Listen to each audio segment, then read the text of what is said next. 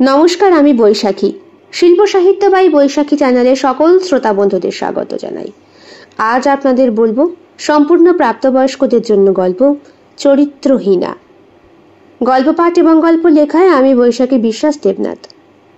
গল্পটি প্রথম থেকে শেষ পর্যন্ত শুনবেন। ভালো লাগলে অবশ্যই লাইক করবেন, কমেন্ট করবেন, শেয়ার করবেন এবং আপনাদের প্রিয় চ্যানেল শিল্প সাহিত্য বাই বৈশাখী সাবস্ক্রাইব করে বেল বাটন প্রেস করে পাশে থাকতে একদম ভুলবেন না। বন্ধুরা, শিল্প সাহিত্য বাই বৈশাখী এখন চলে এসেছে ইউটিউব মিউজিক পডকাস্টে। ইচ্ছে করলে আপনারা সেখান থেকেও গল্প শুনতে পারেন এবং আপনাদের ব্যক্তিগত মতামত আমার সঙ্গে শেয়ার করতে পারেন। আজ আপনাদের বলবো সম্পূর্ণ প্রাপ্তবয়স্কদের জন্য গল্প চরিত্রহীনা। গল্প পাঠ এবং গল্প লেখায় আমি বৈশাখী বিশ্বাস দেবনাথ। শুরু হচ্ছে আজকের গল্প। রাতে খাওয়া দাওয়া করে আসার পর শুতে যাবার ঠিক একটু আগে আমার ছাদে গিয়ে পায়চারি করাটা অভ্যেস। আজ থেকে না, তাও 10-12 বছর হয়ে গিয়েছে। সেই যে হোস্টেলে থাকাকালীন এই অভ্যেস আমার হয়েছিল, এখনো চলছে। বেশ খানিকক্ষণ ধরে পায়চারি করার পর অসহ্য হয়ে ফোনটা হাতে নিতেই গাড়িটা ডেকে উঠল। হোটেলে আগেই বলা ছিল, সুতরাং দরজা খুলতে বেগ পেতে হলো না। আরে এত দেরি! ধাক্কা মেরে সে আমাকে বেডরুমে নিয়ে গেল। আমার ঠোঁটে হাত রেখে বলল, চুপ, একটু সময় নষ্ট না। কেমন? বললাম, তোমার নাম? আমার কানের কাছে ঠোঁট এনে কানের লতিতে কামড় দিয়ে আমার গোটা শরীরের লোম খাড়া করে মেয়েটি বলল, রূপকথা। শর্মিষ্ঠার সঙ্গে আমার বিয়ে হয়েছে আজ বছর 3 মতো হলো। না, এখনো সন্তান আদি আমাদের মধ্যে আসেনি। আমি কর্পোরেট অফিসে চাকরি করি, ভালোই মাইনে পাই। শর্মিষ্ঠা গৃহবধূ, আমার বাবা মার সাথে বেশ মানিয়ে গুছিয়েই চলছে। দেখতে শুনতে মন্দ না, বলতে গেলে বন্ধু মহলে আমার স্ত্রীর রূপের চর্চাটা একটু বেশি হয়ে থাকে। স্বামী হিসাবে এই কারণে নিজেকে আমি বেশ গর্বিত ফিল করি।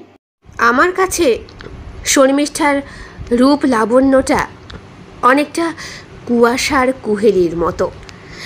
ভালোবেসে আমি ওকে কুহেলিই বলি। হ্যাঁ, যদিও এই ডাকটা ওরও খুব পছন্দ। কুহেলি নামটা যদি আমি ওকে নাই দিতাম, তাহলে কি আর ওর কুয়াশাচ্ছন্ন সুন্দর দেহটাকে এমনভাবে আবিষ্কার করতে পারতাম? এই তো লাবণ্য প্রভা, আমার খুব কাছের বন্ধু বিজয়ের বিবাহিতা স্ত্রী। আমার বিয়েরও বছর 2 আগে ওদের বিয়ে হয়েছে। একটা ছেলে আছে, সদ্য ডিভোর্স হলো ওদের। এই তো মাস 2 মতো হলো। লাবণ্য প্রভা মেয়েটার প্রতি আমার একটা অদ্ভুত টান ছিল, কিন্তু যবে জানতে পেরেছিলাম আমার কাছের ঘনিষ্ঠ বন্ধুর সঙ্গে সে ডুবে ডুবে জল খাচ্ছে, বিশ্বাস করুন, মাইরি বলছি, তখন থেকেই ওর পিছু নেওয়া ছেড়ে দিয়েছিলাম। কিন্তু কি বলবো, কপাল বলবো না বিধি বাম বলবো, সুন্দরী মেয়েরা আমার পিছনই ছাড়তে চায় না। মাস 6 আগে আমি গিয়েছিলাম কালিম্পং অফিসের কাজেই। সঙ্গে গিয়েছিল আমার প্রাইভেট অ্যাসিস্ট্যান্ট রাজা সান্যাল। বছর 27 ছেলেটা, কাজে কর্মে বেশ চনমনে, দেখতেও বেশ সুন্দর। সেইখানেই নিজেদের অফিসের কাজকর্ম মিটে যাবার পরে যখন বললাম, চলো তাহলে একটু কোথাও ঘুরে আসি, শহর থেকে এত দূর যখন এলাম তখন একটু বাইরের আবহাওয়াটা দেখে যাব না, আমার কথা শুনে এসে রাজি হলো। বলল, হ্যাঁ স্যার, চলুন তাহলে। একটা গাড়ি বুক করে 2 জনেই বেরিয়ে পড়লাম। এলাকাটা সম্পর্কে এমনি কোনো ধারণা ছিল না, যদিও অফিসের কাজে আসতে হবে তাই বই পড়ে অনেকটা জেনে নিয়েছিলাম। বিদেশ বিভুঁইয়ে গিয়ে বোকার মতো থাকলে তো আর চলে না। গাড়ি স্টার্ট করতেই দেখতে পেলাম আমার পিয়ে রাজার মুখটা বেশ উজ্জ্বল এবং হাসি হাসি। জিজ্ঞেস করলাম, কি ব্যাপার হে? খুশি খুশি মনে হচ্ছে। সে সহাস্য বদনে আমার দিকে তাকালো। বেশ লাজুক লাগছিল তাকে। ছেলেটা ফর্সা, চোখ দুটো একটু ছোট, কিন্তু উচ্চতার সঙ্গে চেহারার সাথে মুখশ্রীটা বেশ মানানসই। মাঝে মাঝে তো আমার নিজেকেই ওর কাছে ছোট বলে মনে হয়, কারণ ওর মতো শরীর স্বাস্থ্য আমার নেই। লজ্জা পেও না, কি হয়েছে বলো? আগে স্যার, বাবা মা পাত্রী ঠিক করেছে, তাই। বাহ, এ তো খুব ভালো খবর। তা তুমি অফিস জয়েন করলে তো মাস 6 হলো না, এর মধ্যেই? হ্যাঁ স্যার, বাবার খুব ইচ্ছে আমার বিয়েটা দেখে যাওয়া। দেখে যাওয়া মিন্স? আসলে sir, cancer, blood cancer, last stage. Of, I am so sorry. ঠিক আছে স্যার, অনেকেই না জেনে বলে, তাই। ও, তা পাত্রী কে শুনি? তোমার নিজের পছন্দের নাকি মা বাবার? আগে স্যার, মোবাইল থেকে যেই ছবিটা সে আমায় বার করে দেখায়, সেই ছবিটার দিকে তাকিয়ে আমি বেশ খানিকক্ষণ অবাক হয়ে থাকি। কিন্তু লাবণ্যপ্রভা, বিজয়ের স্ত্রী, এ কি না? প্রথমে বললাম, বাহ, বেশ সুন্দর তো। তা তোমার সহপাঠিনী?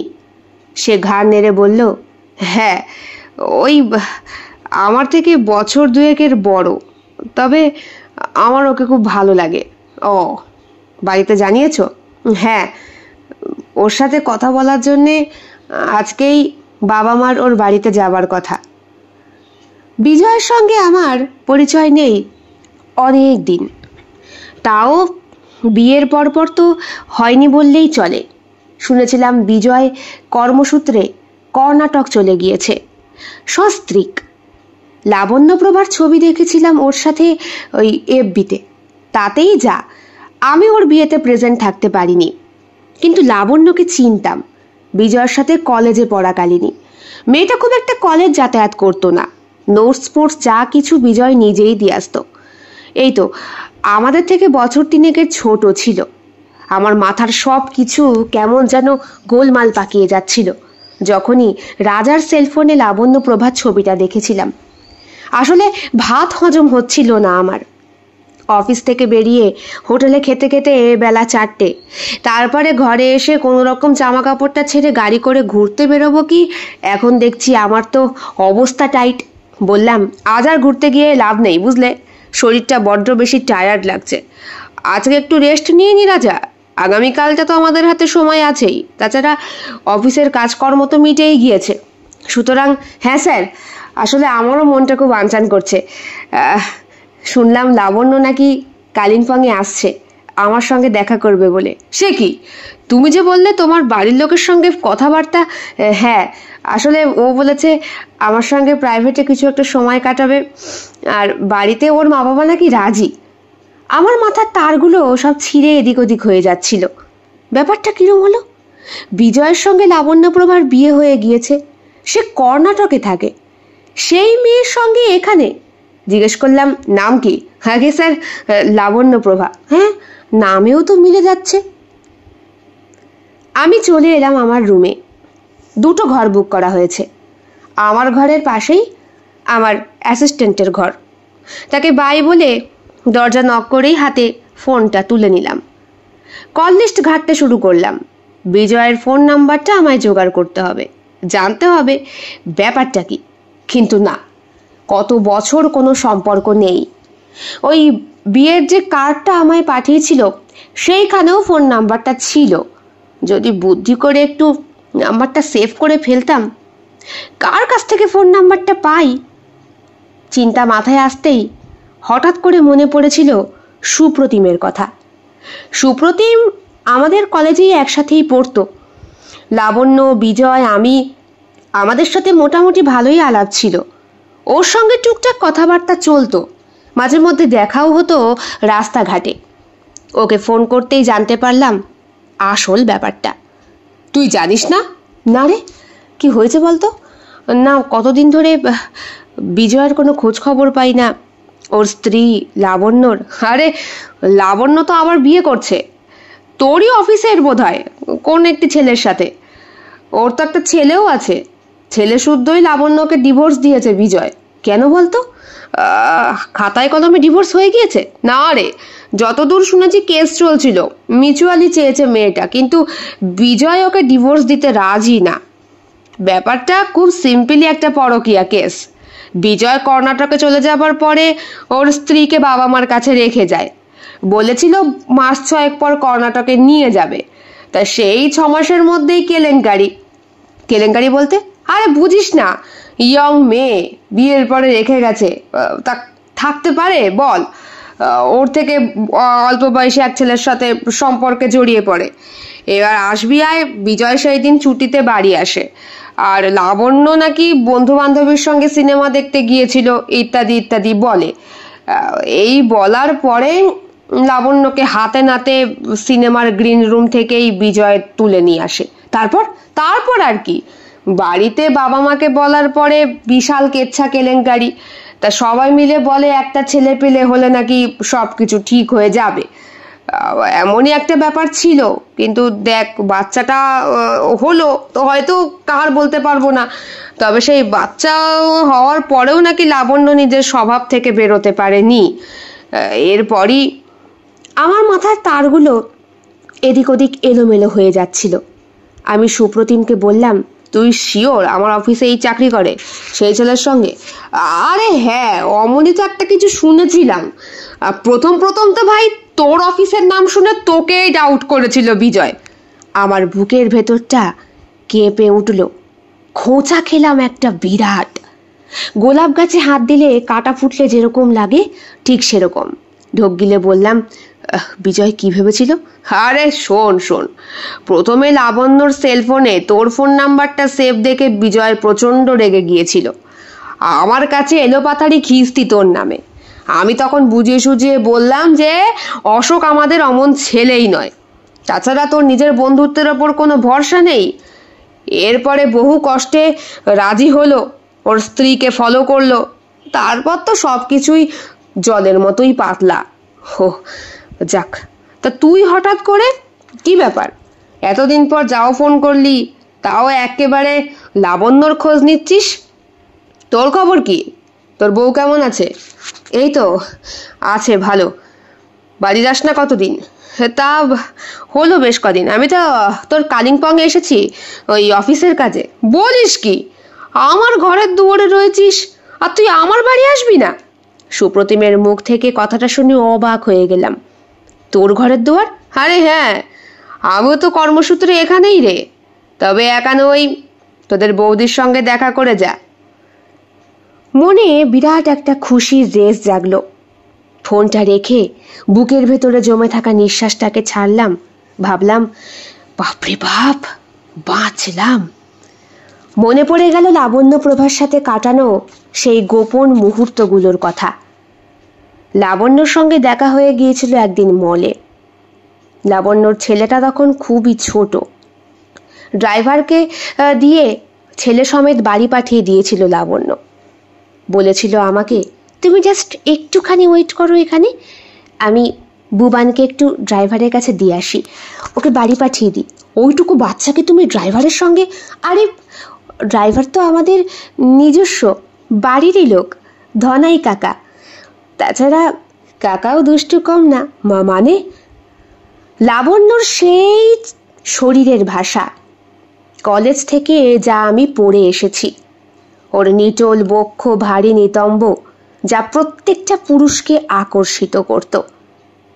কোনো রকম বয়সী লাবণ্যর কাছে জাস্ট কিচ্ছু না। প্রিন্সিপাল থেকে শুরু করে দারোয়ান পর্যন্ত সবার দিকে এই লাবণ্য চোরা চাহনি দিত। সেই লিস্ট থেকে ধনাই কাকাও বোধহয় বাদ পড়েনি। মিনিট 5 মধ্যে ফিরে এলো লাবণ্য। পরনে লাল শিফন শাড়ি আর স্লিভলেস কালো ব্লাউজে পিঠের মাঝখানের ওই বড় জরুলটা বেশ স্পষ্ট। কতদিন হয়ে গেছে ওই জরুলের ওপরে আমার অঙ্গুলি স্পর্শ পড়ে না। লাস্ট বিজয়ের সঙ্গে যখন ওর বিয়ে ঠিক হলো, তখনই তো শেষবারের মতো ওতে দেখা করেছিল আমার সাথে।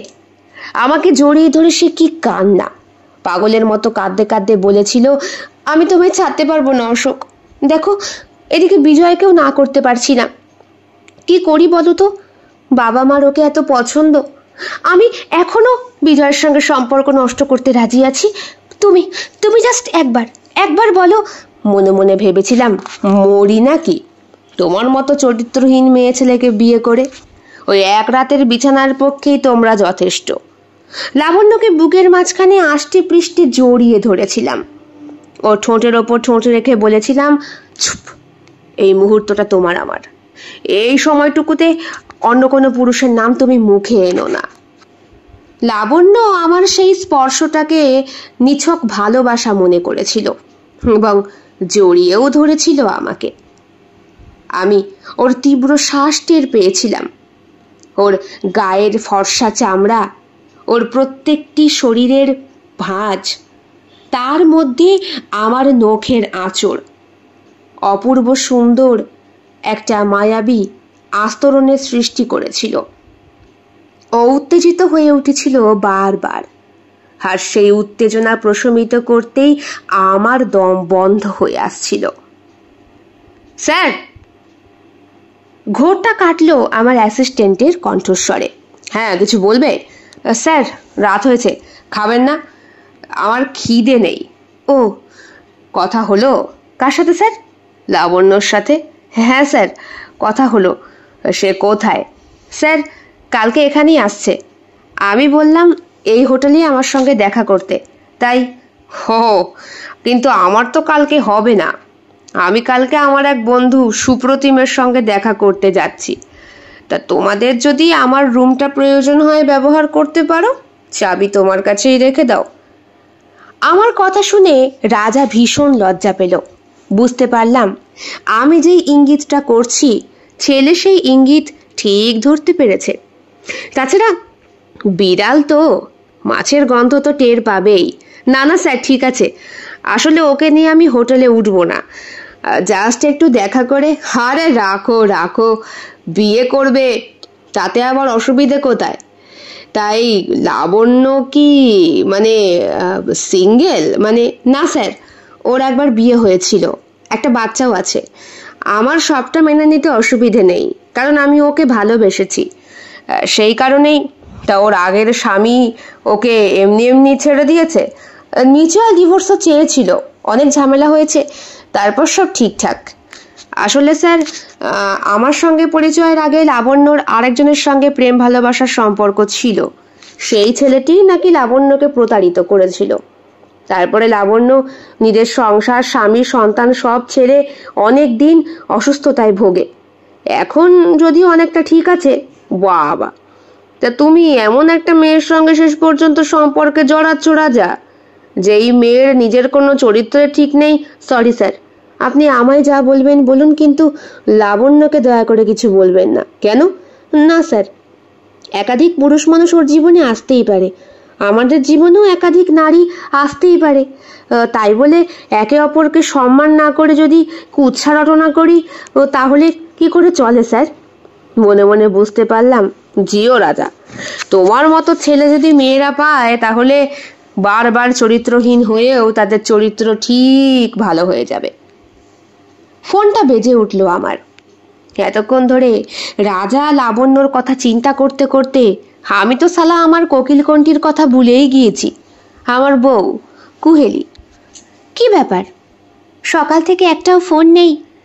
বাবু, তুমি যতবার বাইরে গিয়েছো ততবার তুমি আমাকে ভুলে গিয়েছো। কি ব্যাপার বলো তো? প্রত্যেকবার ভুলে গেলে কিন্তু চলবে না, এরপরে কিন্তু খেসারত দিতে হবে। রাগ করছো কেন? কাজে ব্যস্ত ছিলাম। তা তোমার অ্যাসিস্ট্যান্ট, ওনাকেও তো ফোন করেছি, উনি বুঝি ফোনটা রিসিভ করতে পারেন না? রাজাকে ফোন করেছো? হ্যাঁ, আমার চিন্তা হয় না বলো তো? বাড়িতে বাবা মা চিন্তা করছে। এই নাও, বাপির সাথে কথা বলো। মা বাবার সাথে ফোনে কথা বললাম। জানতে পারলাম আমার জন্য খুব কান্নাকাটি করছিল নাকি কুহেলি। হ্যাঁ, নিজের ওপর নিজের রাগ হলো। আমি আমার থেকেও বেশি আমার স্ত্রীকে ভরসা করি। আমি জানি আমার চরিত্র যতটা নষ্ট, আমার স্ত্রীর চরিত্র ততটাই স্পষ্ট এবং ভালো। ও আমাকে ছাড়া কোনো কাজ করে না।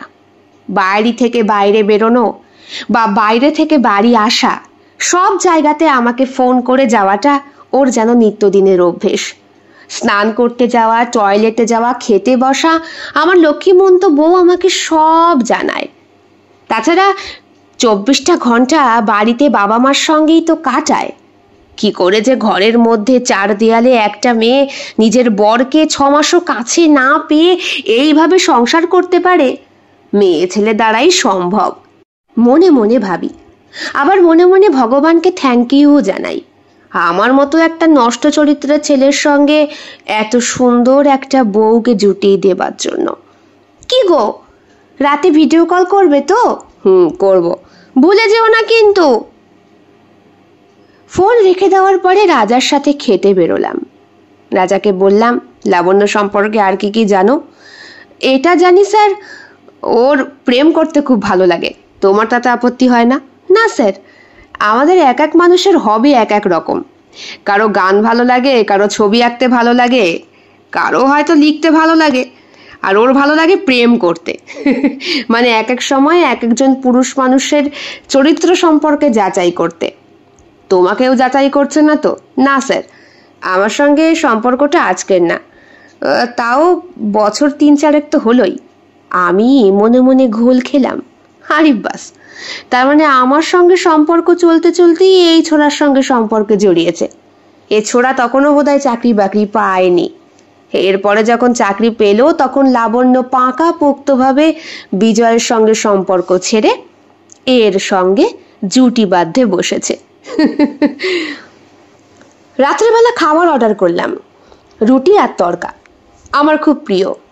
শুধু আমি কেন, এই খাবারটা খেতে আমার স্ত্রীও বেশ পছন্দ করে। কি ব্যাপার, বসে আছো কেন? খাও। আসলে স্যার, ফোন করছি, ফোনটা ধরছে না। কে, লাবণ্য? হ্যাঁ স্যার। দেখো কোনো অসুবিধা হয়েছে হয়তো। না স্যার, ছেলেটার শরীর খারাপ বলছিল। মনে মনে ভাবলাম, বাবা, পরের ছেলের প্রতি কত ভালোবাসা। ওদিকে আমার স্ত্রীও আমাকে ফোন করেছে। ধরতেই একটা ঝাঁঝালো বকুনি খেলাম। এত রাত করছো কেন? বিদেশ বিভুঁইয়ে গিয়ে কি সময় জ্ঞান সবকিছু বিসর্জন দিয়েছো নাকি? চটপট খেয়ে লক্ষ্মী ছেলের মতো শুয়ে পড়ো। ছাদে পায়চারি করতে কিন্তু ভুলো না। ভিডিও কলটা কখন করবে? দেখো শোনা, আজকে শরীর সত্যি ভালো লাগছে না, আমি আগামীকাল ভিডিও কলটা করি। কেন? এখনই করো না প্লিজ। কেমন একটা সন্দেহ হলো আমার। আমি আমি কুহেলির প্রত্যেকটা শ্বাস প্রশ্বাসকে চিনতে পারি, আমি অনুভূতি পাই। আজকে কুহেলির কণ্ঠস্বরটায় একটু অন্যরকম ভাব আছে। কুহেলি কি আমাকে সন্দেহ করছে? ঠিক আছে, তাহলে আমি হাত মুখ ধুয়ে ফোন করছি। ঠিক আছে। ফোনটা রেখে দিলাম। দেখলাম রাজাও আমার দিকে তাকিয়ে। বললাম, কি ব্যাপার, তাকে ফোন করনি নাকি? হ্যাঁ স্যার, করেছি। ছেলেটা জ্বর উঠেছে, তাই ও বলল আসতে পারবে না। তুমি যে বললে ও নাকি কালিম্পং পৌঁছে গিয়েছে, আমাকে তো তাই বলেছিল, কিন্তু এখন একরকম বলছে। আসলে কখন কি যে বলে। মেয়ে মানুষকে চেনা খুব দুষ্কর রাজা। এই দেখো না, আমি তো সংসার করছি আজ বছর 3 হয়ে গেল, এখনো তোমার বৌদিকে ঠিক করে চিনতে পারলাম নাকি? হ্যাঁ, আমি নিজেই কথাটা বলে নিজেই চুপ মেরে গেলাম। চুপচাপ হাত মুখ ধুয়ে বিছানায় শুয়ে রয়েছি আর ভাবছি গত বছর পুজোর কথা। আমি ছুটি পাইনি বলে খুব কষ্ট হয়েছিল কুহেলির। মা বাবা অনেকটা জোর করেই ওর বাপের বাড়িতে ওকে পাঠিয়ে দিয়েছিল। কুহেলির শ্বশুর বাড়ি কলকাতা হলেও বাপের বাড়ি তার চাকদাহতে। খুব একটা দূরত্বের না, ট্রেনে করে যাতায়াত করতে হয়। প্রথম প্রথম কুহেলি খুব কান্নাকাটি করেছিল, আমায় ছেড়ে যাবে না তাই। এরপরে বাবা মা যখন বুঝিয়ে বলেছিল যে তোমার তো নতুন বিয়ে হয়েছে মা, ছেলে আসতে পারছে না তো কি হয়েছে, তাই বলে তোমার পুজোর দিনগুলো তো নষ্ট করার অধিকার আমাদের নেই। আমরা বুড়ো বুড়ি, আমরা ঠাকুর দেখি বা না দেখি তাতে কিছু এসে যায় না। তুমি তো ইয়ং, তুমি বরং বাপের বাড়ি যাও, তোমার বন্ধু বান্ধবীর সাথে পুজোটা কাটাও। বাবা মাও খুশি হবে, আমরাও খুশি হব, আর ওখান থেকে তোমার স্বামীও খুশি হবে। কুহেলি আমার কাছে ফোনে সে কি কান্না। ভিডিও কলে যতবারই ওর ফর্সা মুখটা দেখেছি ততবারই দেখেছি চোখ দুটো লাল হয়ে রয়েছে জবা ফুলের মতো। অভিমানী কণ্ঠে আমার সাথে 3 দিন কথা বলেনি সে। তারপরে যাও কথা বলল তাও সেই কান্না করতে করতে। সেই বছরই আমার প্রথম বিয়ে হয়েছে। বিয়ের আগে যা করেছি মেয়েদের সঙ্গে, কিন্তু বিয়ের পরে এই স্ত্রী তো সম্পূর্ণ আমার নিজের। ভালো রাখা মন্দ রাখা আমার দায়িত্ব। তাছাড়া ওর সুখে দুঃখে সাথী হওয়ারও তো আমি শপথ নিয়েছি। অফিসে বলে কয়ে নিজের দিল্লি যাওয়াটা ক্যান্সেল করে ভাবলাম কুহেলিকে একটা বিরাট বড় সারপ্রাইজ দেব। তাই নিজের শ্বশুর বাড়িতে আর ফোন করে বললাম না যে শ্বশুরমশাই আমি যাচ্ছি, আর জামাই বরণ করার জন্যে বেশ ভালো মন্দ কিছু আয়োজন করে রাখুন। বলতে ইচ্ছে হলো না। আমি গেলেই খাসি চিংড়ি পাঁঠা সব কিছুরই বলি হয়ে যায়, আর বলি হয় পাবদা ভেটকি আরও কত কিছুর। পেটটাও খুব একটা ভালো ছিল না। চুপচাপ ট্রেনে উঠে বসে পড়লাম। চোখটা লেগে এসেছিল। ভাগ্যিস চাকদার আগের স্টেশনে এসে দুজন পাবলিকের কেলাকেলির শব্দে ঘুমটা ভাঙলো। পকেট মার ধরে ফেলেছে। নাম নাম নাম, এসালাকে ধরে নামা। চাকদা জিআরপিতে তাকে ধরিয়ে দিল অনেকগুলো লোক। আমি আমার লাগেজপত্র নিয়ে চুপচাপ নামলাম। দিনটা ছিল নবমীর দিন। আমি জানতাম এই দিনটা কুহেলি পুজো দেয় ঠাকুরের কাছে, মা দুর্গার কাছে, আর ওর বাবা মা এই দিনই ঘুরতে বেরোয়। ভেবেছিলাম কুহেলিকে হয়তো ঘরে পাবো না। আমি জানি ওরা চাবি কোথায় রেখে যায়। ওদের বাড়িটা বনেদি, যদিও জ্যাঠা কাকা সকলেরই এখন ঘর আলাদা আলাদা, তবুও পুজো আসলে ওদের মধ্যে একটা হৃদ্যতাপূর্ণ সম্পর্ক গড়ে ওঠে। বাড়ির লকারের চাবিটা হয়তো নিজেদের কাছে থাকলেও দরজার চাবিটা জ্যাঠাইমার কাছেই রেখে যাওয়াটা অভ্যেস কুহেলির। বিয়ের আগে আমি এই গল্পগুলো ওর সাথে করেছিলাম। আমি বাড়ির উঠোনে দাঁড়াতেই জামাই এসেছে দেখে বাড়ির সব কটা মানুষ আপ্লুত। এই বাড়িতে একটা আকর্ষণীয় বস্তু আছে। খুড়তুতো সম্পর্কের কাকার ঘরের একটা মেয়ে, বছর 15 আমার সব থেকে ছোট শালি। বিয়ের পর থেকে দেখছি আমার চোখের সামনে একটু একটু করে বড় হচ্ছে। ইচ্ছে আছে ওকেও একদিন টুক করে গিলে খাওয়ার। কুহেলির পেছনেই, ও জানতে পারবে না, কারণ আমার স্বভাব আছে এরকম। একবার তো না, বহুবার নারী সঙ্গ নিয়েছি। স্ত্রীকে বিয়ে করার পরেও নিয়েছি, যদিও আগের মতো আর সেই খাই ভাবটা এখন নেই। একটু সংযত হয়েছি, তবুও নতুন ফুলের গন্ধ শোকার জন্যে আগ্রহে মনটা সবসময় আমার আকুপাকু করে। আরে বাবা আছে, এসো বাবা এসো এসো। জ্যাঠাইমা ছুটে এলেন। ওনার আর্তচিৎকারে আমার প্রাণ ওষ্ঠাগত হবার জোগাড়। বললাম, কুহেলি আছে আছে, ঘরে আছে। এই তো একটু কিছুক্ষণ আগেই তো ওর এক বন্ধু এলো ওর সঙ্গে দেখা করতে। বন্ধু? হ্যাঁ, পুজোর সময় বন্ধু বান্ধবরা ঘুরতে বেরোয়, তাই মনে মনে ভাবলাম, যাক তাহলে বোধহয় ঠাকুর দেখতে বেরোয়নি।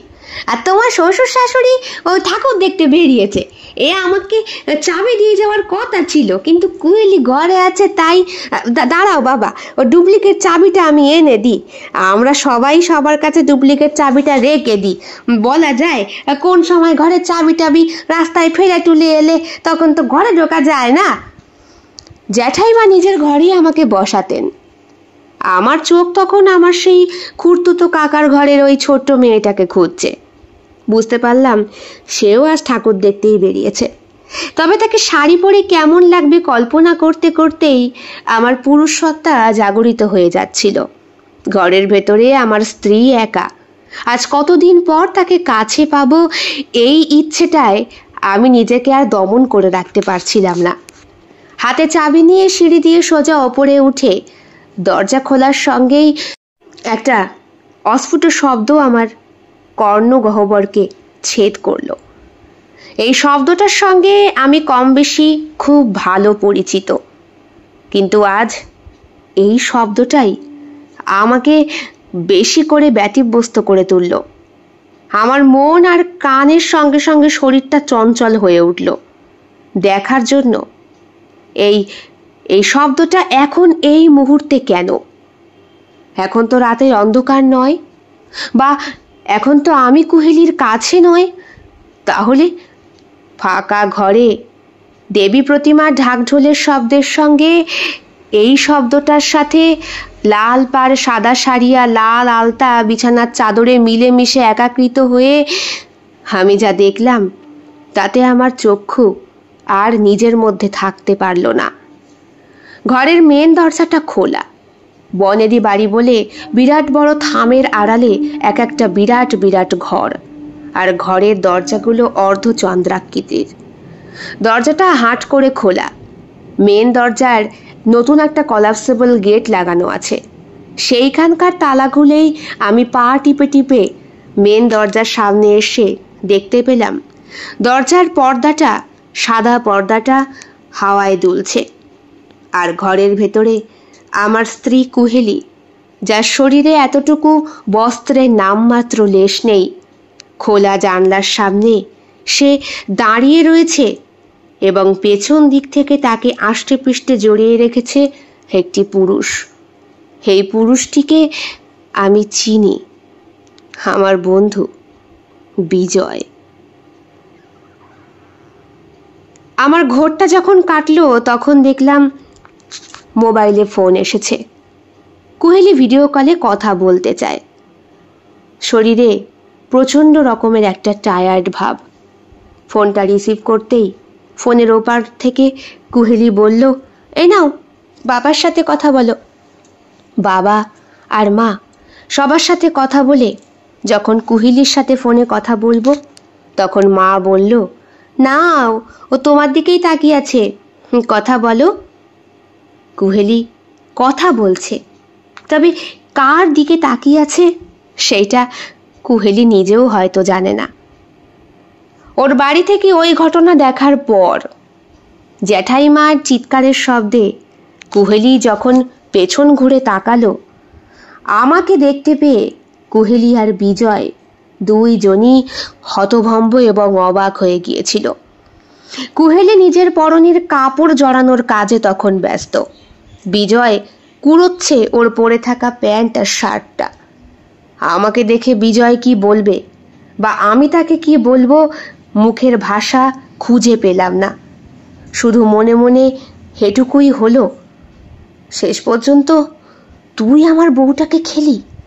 আবার মনে মনে ভাবলাম, কেনই বা হবে না, আমিও তো আর লাবণ্যপ্রভাকে ছাড়িনি। সেও তো আমার মতো একটা নষ্ট পুরুষের চরিত্রহীনের কাছে শিকার হয়েছে পাশবিক্ষীদের। আমাকে কিচ্ছু বলতে না পেরে বিজয় হনহন করে বেরিয়ে গেল। জ্যাঠাইমা মিষ্টির ডালা নিয়ে এসেছে। বুঝতে পারলাম উনি কুহেলির হাবে ভাবে সবটাই আবিষ্কার করতে পেরেছিলেন। রাত্রেবেলা আমার শ্বশুর শাশুড়ি বাড়ি ফিরতেই বিরাট খাওয়ার ধুম পড়ল, কিন্তু আমি মুখে এতটুকু অন্ন তুলতে পারলাম না। সেদিন বিছানাতেও কুহেলি আমার কাছে আসতে পারেনি, খাটে চুপ করে বসেছিল। আমি জিজ্ঞেস করেছিলাম, এইটুকুই শুধু, কেন আমায় ঠকালে? কুহেলি আমার পা ধরে কান্নাকাটি করেছিল, বলেছিল, আর এমন হবে না, বিশ্বাস করো, আর এমন করব না, আমার ভুল হয়ে গিয়েছে, তুমি আমায় ছেড়ে দিও না প্লিজ। দেখো, বাবা আমার মুখ দেখানোর জায়গা থাকবে না। তোমার থাকবে কি? আমার কথার উত্তরে হ্যাঁ না কোনো উত্তর দিতে পারেনি কুহেলি। দশমীর দিন আমি চলে এসেছিলাম আবার। অমর স্ত্রীর সঙ্গে আমি থাকতে চাইনি, কিন্তু রাস্তায় বেরোতেই ফোনটা এসেছিল শ্বশুর মশাইয়ের কাছ থেকে। বলেছিলেন, কুহেলি সিঁড়ি থেকে পড়ে গেছে বাবা, শিগগিরই এসো। হাসপাতালে ভর্তি করা হলো। কুহেলি সুস্থ হলো, কিন্তু ওর চোখের কর্নিয়া দুটো একদম নষ্ট হয়ে গিয়েছে। ও আর দেখতে পারে না, অর্থাৎ অন্ধ। মনটা আনন্দে ভরে উঠল আমার। যাক, যেমন আমার সঙ্গে বিশ্বাসঘাতকতা বেঈমানি করেছিল তেমন ভগবান উপযুক্ত শাস্তি ওকে দিয়ে দিয়েছে। কেমন আছো? ভালো আছি, তুমি? হ্যাঁ আছি। কুহেলির সাথে ফোনে কথা বলছি আমি। আমার পাশে এসে বসে আছে হোটেলেরই খবর দেওয়া এক সুন্দরী মেয়ে, রূপকথা। কুহেলির চোখের সামনেও যদি এখন আমি পরকিয়া করি, কুহেলির সেটা বোঝার উপায় নেই। আমার মা বাবা ভিডিও কলে কথা বলে অনেকক্ষণ আগেই শুতে চলে গেছে। কুহেলি চুপ করে গায়ে কম্বল জড়িয়ে কার দিকে তাকিয়ে যে ফোনে কথা বলছে, আর আমি কুহেলির সাথে কথা বলতে বলতেই রূপকথার দেহবল্লরীর প্রত্যেকটি আঁচের মাঝখানে খুঁজে বেড়াচ্ছি কুহেলিকে, খুঁজে বেড়াচ্ছি লাবণ্যপ্রভাকে, খুঁজে বেড়াচ্ছি আবার নিজের নষ্ট চরিত্রটাকে আরো বেশি করে নষ্ট করার পথ। আমার স্ত্রীর সঙ্গে এখন আমার সম্পর্কটা খুব ভালো। সে দেখতে পারে না বলে সম্পর্কটা আরো বেশি ভালো হয়েছে, কারণ কিছু কিছু জিনিস দেখে ফেললেই সম্পর্ক নষ্ট, আর পেছনে করলে, না দেখতে পেলে মুখের হাসিতেই হৃদ্যতা সারা জীবন বজায় থাকে। শরীর হলো এক গোপন রহস্যের মন্দির, যেখানে প্রত্যেকটি অংশ সূক্ষ্ম শিল্পকর্মের মতো। ঘাড়ের স্পর্শ এক রহস্যময় নান্দনিকতার পরিচয়।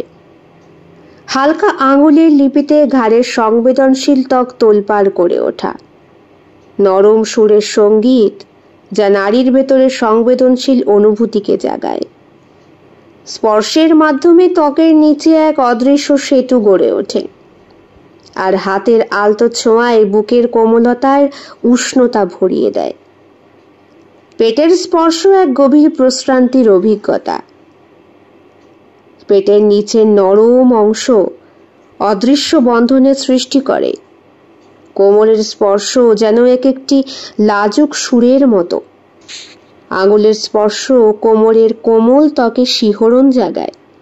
শরীরের অভ্যন্তরীণ উষ্ণতায় এবং উষ্ণ গহ্বরের শীতলতায় সংমিশ্রণ। পায়ের স্পর্শেও থাকে এক সুপ্ত মাধুর্যের পরিচয়। সংবেদনশীল নরম মনোভাব জেগে ওঠার শরীরের গভীরের এক অনবদ্য সুরের সৃষ্টি। আসলে আমি নিজে নষ্ট হতে পারি, হাজার নারী সঙ্গ ভোগ করতে পারি, কিন্তু নিজের স্ত্রীকে বন্ধুর সঙ্গে শুতে দেখে সেই থেকে আর ভালোবাসাটা নেই আমার। এখন যা আছে সবটাই শরীরের খিদে। সেই জন্যই তো ছুটি পেয়ে যখন বাড়ি যাই, আমি ঘুমোতে দিই না ওকে। কত খাবি তুই? তোকে ততটাই খাওয়াবো আমি। পরে আর সহ্য করতে পারে না, নিতে পারে না। ডাক্তার বলেছে ওর জরায়ুটা নাকি মারাত্মক ক্ষতিগ্রস্ত হয়েছে আমারই কারণে। আমি রক্তপাত করিয়ে সব ছিন্নমূল করে দিয়েছিলাম। বাচ্চা হবে কিনা জানি না, তবে ওরম নষ্টা মানুষের শরীরের ভেতরে আমি আমার বীর্যের দ্বারা বাচ্চা উৎপাদন করতেও চাই না। এখন কুহেলির সঙ্গে যতটুকু সম্পর্ক আমার, সবটাই দৈহিক সম্পর্ক। ভালোবাসতে চায় কুহেলি আমাকে। চোখ নেই তো, ওই অন্ধ মণি দুটো আমার ওপরে একটা আস্থার আবরণ খুঁজতে চায়। কিন্তু সরি কুহেলি, আর যাই হোক, পুরুষ মানুষ চরিত্রহীনা মেয়ে ছেলেদের চট করে ক্ষমা করতে পারে না। সে নিজে নষ্ট হতে পারে, কিন্তু তার স্ত্রীকে একবার নষ্ট হতে দেখলে সেইখানে বোধহয় আর ভালোবাসার কোমল পুষ্প শত চেষ্টা করলেও ফুটে ওঠে না। এইভাবেই কুহেলির চোখের সামনে এই নিয়ে অনেকবার অনেক নারীর সঙ্গে নষ্ট হয়েছি। মাঝে মধ্যে কুহেলি আমায় বলে, কথা বলতে বলতে চুপ হয়ে গেলে কেন?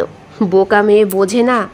তখন আমি উষ্ণতার অতলে গহ্বরে এমনভাবে প্রবেশ করি যে কথা বলার মতো অবস্থায় আমি থাকি না। আর আমি যার সঙ্গে থাকি তার মুখটা চেপে ধরতে গিয়ে অনেক সময় সে আঙুলটায় কামড়েও দেয়। তাই অনিচ্ছাকৃতই মাঝে মাঝে নিজেও চিৎকার করে ফেলি। আর তখনই লক্ষ্য করি কুহেলির চোখের কোণায় জল জমেছে। যদিও চোখের মণি দুটো অন্যদিকে ঘোরানো, তবুও মাঝে মাঝে মনে হয় এরা বোধহয় অন্ধ অবস্থাতেও স্বামীদের মন পড়তে পারে। রাখ, কোহেলিকে যে আমার সঙ্গে রেখেছি এটাই ওর 14 গোষ্ঠীর কপাল ভালো। তাই ও আমায় কিচ্ছু বলতেও পারবে না, আর ওর বারণে শুনছে কে? ও তো আমার চোখে চরিত্রহীনা। কেমন লেগেছে আজকের নিবেদন? কমেন্ট বক্সে কমেন্ট করতে একদম ভুলবেন না। ভালো লাগলে অবশ্যই লাইক করবেন, শেয়ার করবেন এবং আপনাদের প্রিয় চ্যানেল শিল্প সাহিত্য বাই বৈশাখী সাবস্ক্রাইব করে বেল বাটন প্রেস করে পাশে থাকবেন বন্ধুরা।